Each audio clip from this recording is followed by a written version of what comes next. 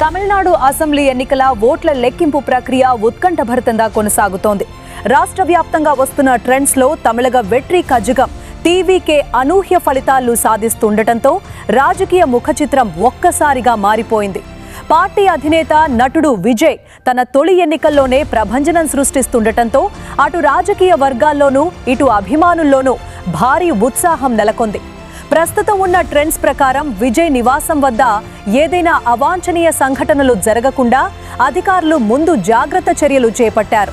మీలాంకరైలోని ఆయన నివాసానికి వెళ్లే రహదారులన్నింటినీ పోలీసులు తమ ఆధీనంలోకి తీసుకున్నారు.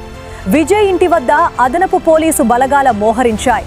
అభిమానులు భారీగా తరలివచ్చే అవకాశం ఉండటంతో చెన్నై పోలీసులు బారికేడ్లను ఏర్పాటు చేశారు. డిఎంకే, ఏఐఏ డిఎంకే వంటి దిగ్గజ పార్టీలకు గట్టి పోటీనిస్తూ విజయ్ పార్టీ దూసుకుపోతుండటంతో ప్రాధాన్యత సంతరించుకుంది.